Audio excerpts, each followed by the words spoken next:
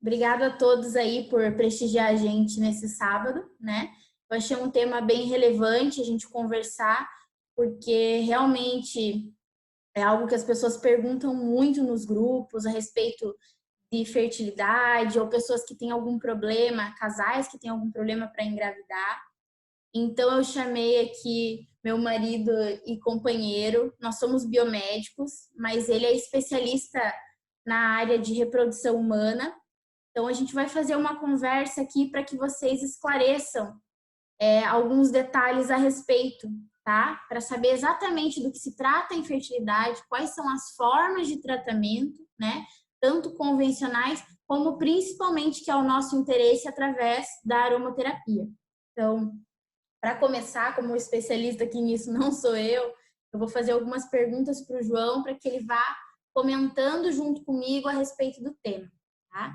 E a primeira coisa que eu queria perguntar, que já que a fertilização in vitro é algo que é bastante falado hoje em dia, né? Muita gente não sabe muito bem do que se trata, muitas pessoas falam, né, de forma mais generalizada a respeito dos bebês de proveta, né? Mas o que eu queria saber exatamente a respeito dessa área, que são pessoas inférteis que vão buscar um tratamento desse tipo.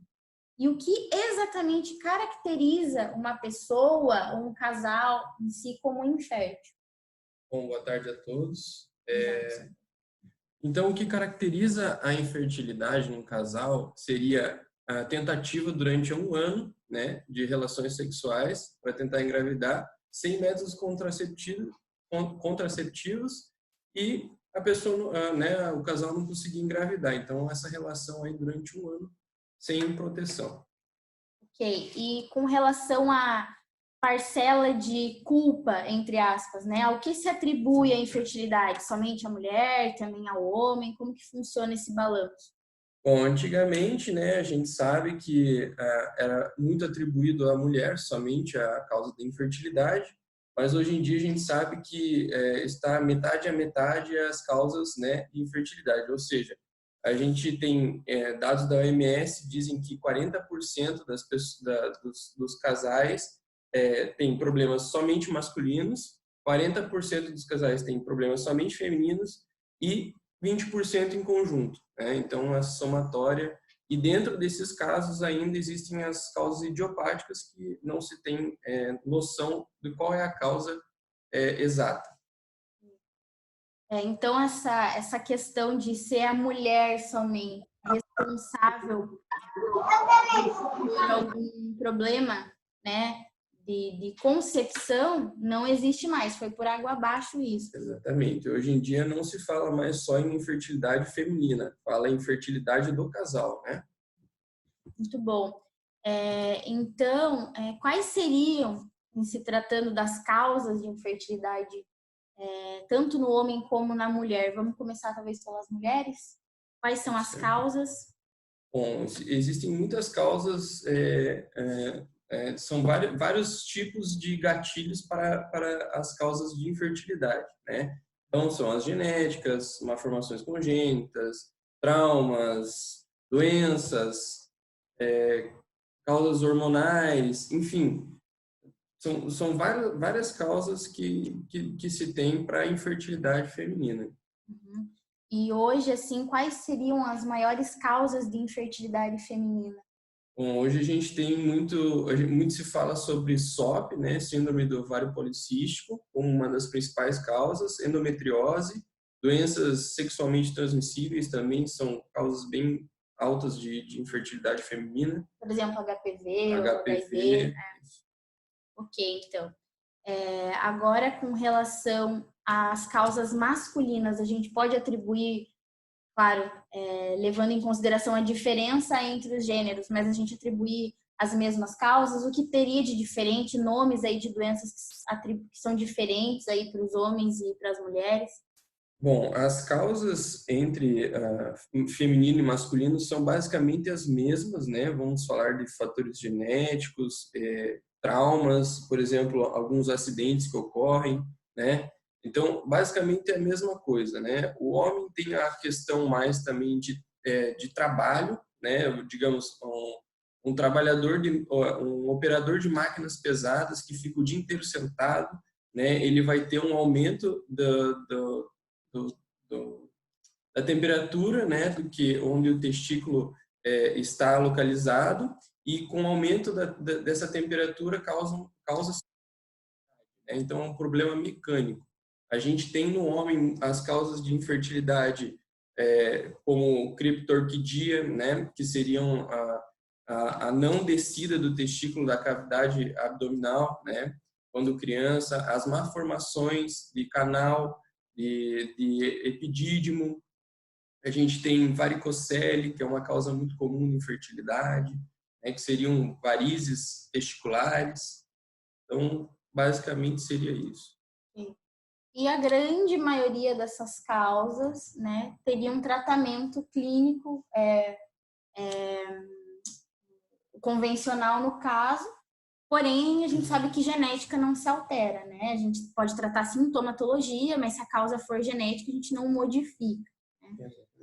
E com relação a essas questões, tanto femininas como masculinas, hoje em dia a gente pode atribuir os fatores ambientais como grandes colaboradores do desenvolvimento da infertilidade? Hoje em dia, se tem dados da OMS que cada vez mais a população se torna infértil, né? Pelo estilo de vida, pelos hábitos que as pessoas têm hoje de ficar mais em casa, o sedentarismo, a comida com agrotóxicos, enfim, todos esses estilos de vida não saudáveis, né? Eles levam a uma maior causa de infertilidade hoje em dia. Então, muito provável, principalmente se as causas são genéticas, que o fator ambiental, no caso, que é a alimentação, a falta de prática de atividade física, né, o sobrepeso ou a desnutrição, enfim, o tabagismo, o consumo excessivo de álcool, isso vai gerar pode gerar uma causa, né, um quadro de infertilidade. Né? Se a pessoa ainda tem uma predisposição a desenvolver algum certo tipo de doença, aí sim, e com todo esse estresse ambiental, que a doença vem à tona. Né? Então é muito importante ter essa regra no caso. E é importante a gente saber que quando a gente fala de infertilidade e hábitos de vida, a gente não está falando de infertilidade somente da pessoa que está vivenciando aquilo no momento, mas sim da criança que será gerada no futuro, né? Então a gente não pode pensar somente na gente, mas se a gente tiver um filho e a gente tiver todos esses hábitos de vida desregrados, eles vão ser passados geneticamente para nossos filhos, né? Então, as mulheres cada vez mais vão ter dificuldade de gerar por problemas de malformação de oócitos e, enfim, malformações endometriosas, síndromes, homens também com deficiência de concentração, motilidade dos espermatozoides. Então, isso tudo é passado geneticamente para os nossos filhos e filhas. Então, aquilo que a mulher faz durante a gravidez e o homem, né? Não somente durante a gravidez, né? Mas antes também. E também o homem, se ele não tiver uma boa qualidade das células germinativas ali, né? Do espermatozoide, ele pode transmitir essa herança, né? Para uma criança. Então, essa doença ela vai passar de geração para geração. Então, muito importante a gente saber disso também, porque a gente trata a infertilidade como uma causa isolada ali daquele casal e esquece que aquela criança está envolvida diretamente, né? A qualidade de vida que ela vai ter, o que ela pode desenvolver no futuro. Então, é muito importante a gente pensar nisso, né? Agora, adentrando um pouco aí nesse universo das terapias holísticas e da aromaterapia. Hoje, dentro da reprodução humana em específico e também de outras áreas aí da medicina ocidental, a medicina tradicional nossa, tem uma aceitabilidade maior ou ainda é muito fechado para aceitar essas terapias convencionais? Como é que isso funciona? Dentro do meio médico, né, vamos dizer assim, é muito difícil uma terapia holística ser prescrita, né, para um paciente tomar. Enfim, a aceitação é bem baixa ainda. Infelizmente, né? Porque a gente vê muitos resultados aí utilizando os óleos essenciais que a gente gosta tanto. Mas agora com relação às formas de tratamento, já que a gente está falando de tratamento, quais são as formas de tratar a infertilidade que a gente vê hoje, né, tradicionais? Bom, vai depender muito da causa, né? Cada doença ou cada causa é tratada como um tipo de específico, né? Por exemplo, aquelas causas que são, vamos por assim, que são de causa cirúrgica, né? Vamos fazer uma laparoscopia, uma laparostomia, que são cirurgias invasivas, né? Para retirada, por exemplo, de uma endometriose, né? Existem causas hormonais, né? De síndrome do ovário policístico, por exemplo, que é uma causa endócrina. A gente vai ter tratamento hormonal, reposição, né? Porque veja bem, cada estilo de tratamento vai de acordo com a doença, né?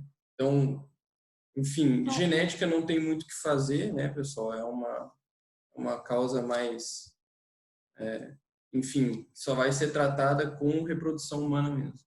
Então, no caso aí, a gente tem doenças que podem ser sanadas somente cirurgicamente, né? Ou resolver o problema. Doenças genéticas, causas hormonais, que a mulher vai fazer essa reposição. Outro tipo de causa, talvez, outro tipo de tratamento, quer dizer, como a gente mencionou, os hábitos de vida, seria melhora desses hábitos, né? Por exemplo, um acompanhamento nutricional para modificar a dieta daquela pessoa. Às vezes o sobrepeso, a gente fala muito sobre isso, né? O sobrepeso atrapalha muito a regulação hormonal no organismo da mulher, principalmente, né? Então, é ideal que o peso esteja normalizado para que a mulher consiga obter uma gravidez, né? Isso não é uma regra, nem todas as mulheres se enquadram nisso. Às vezes, mulheres que têm todos os fatores contribuintes para não desenvolver uma gravidez vão engravidar, mas isso não deixa de ser um fator de risco, né? Então, acho que a mudança desses hábitos seria fundamental, né? A mudança de hábito vai para todo mundo, né? Mesmo que a pessoa não seja infértil, mas lembrar das crianças que estão por vir. Então tá. Agora vamos partir um pouco para a aromaterapia, depois de toda essa sessão aí de esclarecimento a respeito dos óleos essenciais, a respeito das terapias convencionais e da infertilidade. Vamos entrar um pouco dentro da aromaterapia, né, para a gente saber até onde a gente pode intervir exatamente com relação a isso. Mas o mais importante a saber nesse caso é que a gente tem que saber até onde a gente pode ir, como aromaterapeuta, ou enfim, se a gente está fazendo um tratamento separado ali da terapia convencional, enquanto paciente. Mesmo assim, eu recomendo fortemente que, independente da causa, a gente procure ajuda de um profissional. Não só do médico especialista, né? No caso, se a gente está tentando ali uma gravidez, o casal está tentando uma gravidez durante um ano sem nenhum método contraceptivo e não consegue obter a gravidez ou tem que tratar alguma doença, independente, não é só válido, eu recomendo fortemente, enquanto profissional da área da saúde, vá em busca de um médico. Mas também, além disso, quando a gente opta por utilizar uma terapia não convencional, que é o caso da aromaterapia, também buscar um profissional. O que acontece? Por que a gente não tem uma aceitabilidade grande por parte dos médicos, essa população aí da área da saúde, né? Muitas vezes. Porque a indústria farmacêutica não tem interesse em investir em pesquisa com óleo essencial. Porque não se pode patentear algo que é da natureza, né? Não vai entrar uma empresa e vai dizer assim, agora nunca mais ninguém vai extrair óleo de copaíba da copaibeira, porque agora isso aqui pertence a tal empresa. Isso não é possível, pertence à natureza, né? Não é algo que eles criaram, então não pode ser patenteado. Isso dificulta uma quantidade de estudos amplos que vão, esse tratamento, esse material realmente vai ser efetivo para tal problema, né? Então, gera esses problemas aí com a indústria farmacêutica, esse conflito aí de interesses. Por isso que muitas vezes os médicos têm um pouco de resistência com relação à utilização dos óleos essenciais. Pode. Fala mais alto. Realmente, quando se fala de aceitação, hoje em dia a gente tem muitos estudos para comprovar N eficácias de tratamentos. Porém, se você for ver de óleos essenciais, você não ouve falar muito de estudos com, vamos tratar de criptorquidia, vamos tratar de varicocele, né? Eu não sei se é possível com óleos essenciais, porque eu não sou um especialista. Porém, eu acredito que os óleos essenciais têm um poder muito maior do que é falado ainda, porque eles realmente tratam coisas sensacionais. A gente vê aí pessoas que tiveram câncer e foram curadas com óleos. Então, Pessoas com problema de fertilidade também. Então, eu acho que a gente tem sim que introduzir isso no meio da reprodução humana. Logicamente que, né, que nem eu estava falando antes com a Jade, a gente não pode levar isso para dentro do âmbito laboratorial, porque dentro do laboratório as coisas são muito sensíveis, os embriões são muito sensíveis. A gente tem uma qualidade do ar que é 99,9% de pureza, é extremamente essencial, a gente não pode entrar com nenhum cheiro, né, nem desodorante, nem perfume, porque isso influencia no ambiente do embrião. Né? Então, eu acredito que esse tratamento seja ligado aos pacientes. Os pacientes, eles sim podem, né, recorrer a esse tratamento com 100% de certeza.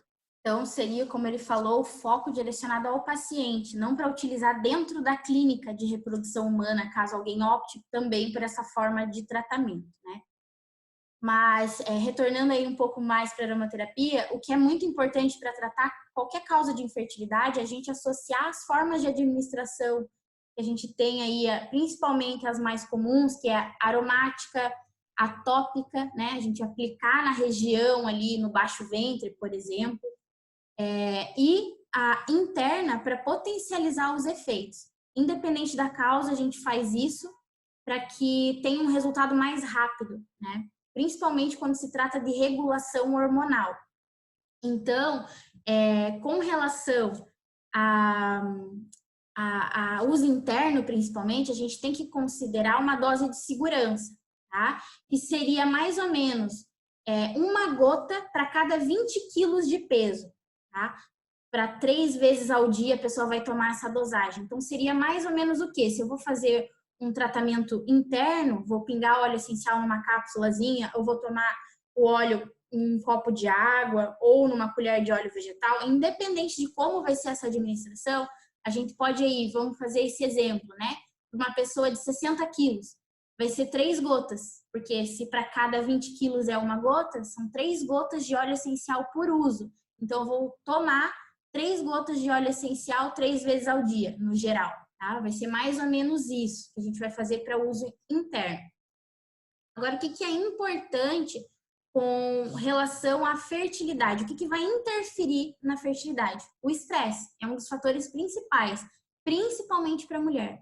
Mulher, quando está estressada, gera um frenesi hormonal muito grande. Então, isso pode interferir diretamente em obter uma gravidez ou não. Então, a gente vai fazer o manejo desse estresse, principalmente com óleos cítricos e óleos florais, de maneira geral. Então, a gente pode citar aí a bergamota, o Elevation, que é uma mistura da doTERRA, a laranja doce, a lavanda, o ylang-ylang, a tangerina e outros óleos, né? Quando a causa é o estresse, especificamente, a gente pode ali priorizar o uso aromático, utilizar de manhã e colocar num difusor à noite ou inalar à noite também. Agora, por exemplo, outra causa é o desequilíbrio hormonal. A mulher tem algum problema hormonal ou o homem tem algum problema hormonal que vai gerar infertilidade. No caso da mulher, existem óleos mimetizadores de hormônio, não só no caso da mulher, mas existem óleos mimetizadores de hormônio que são ótimos para a mulher em específico. O principal é a sálvia esclareia.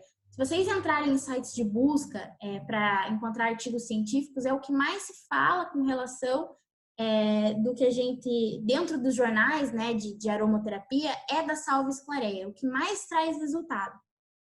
O gerânio também é muito bom e o funcho também é muito bom. Seria excelente associar o uso inalatório com o tópico e ou interno, né? Fazer uns protocolos aí com esses óleos. Se a causa da infertilidade, por exemplo, for uma doença infecciosa... Fala. No quesito do manejo de estresse ali, só voltando um pouquinho, a gente fala muito mais na mulher, por quê? Porque geralmente, como ela que vai sitiar, né, esses embriões, então se fala muito mais em desregulação, né, de todo o hormônio, por estresse para a mulher, porque ela que está sitiando isso, né? O homem não tem essa função estresse tanto relacionado à infertilidade. Tem, porém não é tão agravante assim o estresse no homem. Então, voltando aqui, se a causa da infertilidade for uma doença infecciosa, por exemplo, a mulher tem um HPV ou algo do tipo, a gente vai tratar a infecção, né? Então, óleos para tratar infecções, melaleuca, o orégano, a copaíba e o frankincense, que além de anti-infecciosos, mas eles têm efeito principalmente como anti-inflamatórios, né? Para HPV em específico, existe um estudo com o óleo essencial de tuia maçã. É muito incomum achar, a do Terra não tem esse óleo, ela não vende esse óleo. Mas eles fazem uma comparação entre famílias, porque é um óleo essencial, é uma planta que pertence à mesma família das coníferas, ali dos pinheiros, do cipreste. E esse óleo ele tem um cheiro realmente adocicado, assim, de maçã. E quando eu li esse artigo, eu pensei muito no Douglas Fir, que é um óleo que tem um pouco esse cheiro adocicado. Eu acho que talvez a composição dos dois seja parecida e possa ser bastante efetiva para tratar a infecção pelo vírus do HPV, tá? Outro problema que pode causar disfunções hormonais. A estimulação hormonal acontece no cérebro para liberação de hormônios ali sexuais. Então, problemas no cérebro, né? Problemas na hipófise, que é uma glândula que a gente tem no cérebro, que vai gerar o estímulo para a liberação hormonal, pode ter interferência direta nessas disfunções, tá? Por exemplo, uma disfunção ali de hipófise, um tumor de hipófise pode gerar um aumento da prolactina, tá? A prolactina é um hormônio que é importante durante a lactação, né? Para a criança, para a mãe amamentar. E quando tem um aumento antes disso, nada relacionado à amamentação, ele vai gerar um desequilíbrio muito grande na cascata bioquímica dos hormônios. E aí vai gerar um problema hormonal. Então, nesse caso, é importante saber como tratar a disfunção. Se for um tumor, a gente vai usar óleos essenciais relacionados para redução do tumor. Se for uma causa de equilíbrio hormonal e um hormônio que está relacionado ao cérebro, a gente vai equilibrar esse hormônio. É importante saber a causa específica disso, tá bom? Agora, entrando aqui nas duas principais causas de infertilidade que o João falou anteriormente, que seria a endometriose e a síndrome dos ovários policísticos. A primeira é a endometriose, a maior causa de infertilidade. A gente pode entrar aí utilizando óleos anti-inflamatórios, tá? Que seria principalmente a copaíba e o frankincense. E com acompanhamento aí de um profissional, a gente pode associar também a ingestão do ômega 3, que está presente no óleo vegetal de linhaça, por exemplo, e o ômega 3 é altamente anti-inflamatório. E o que a gente busca reduzir na endometriose é realmente a inflamação. Associado à redução da inflamação, a gente também faz aí um controle hormonal para potencializar os efeitos do tratamento dentro da aromaterapia.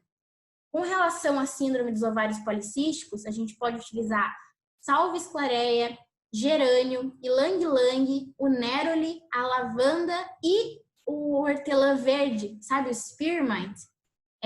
Isso foi uma novidade para mim, porque eu não sabia que se relacionava com a fertilidade feminina, nesse caso, com o equilíbrio hormonal, o hortelã verde.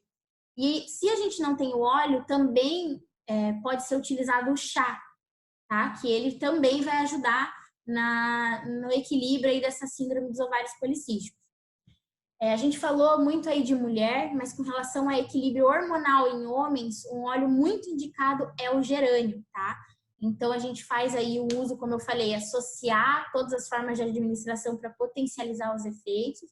A gente avalia cada caso, né, isoladamente, mas o gerânio é excelente para isso em homens. Para melhorar agora a qualidade seminal, né, melhorar a qualidade do esperma, no caso, se for um fator masculino, no caso da infertilidade, a gente pode utilizar segurelha e ou o orégano, que eles têm a composição bem parecida. Os dois têm carvacrol. E existem estudos correlacionando o uso da segurelha, né, ou do orégano, com a melhora da qualidade seminal. Outra coisa muito importante é a redução do estresse oxidativo, dos radicais livres, que vão prejudicar as células germinativas. Então, o uso de óleos essenciais antioxidantes no tratamento ali, quando a gente enquadra em mudança de hábitos de vida, é muito importante, principalmente para o homem, tá? Que interfere diretamente ali na qualidade do sêmen. Então, o que a gente pode utilizar? Vou dar só alguns exemplos, né? Copaíba, a gente tem o DDR Prime agora no Brasil, faz pouco tempo que ele chegou. O Lemon também é um antioxidante muito bom.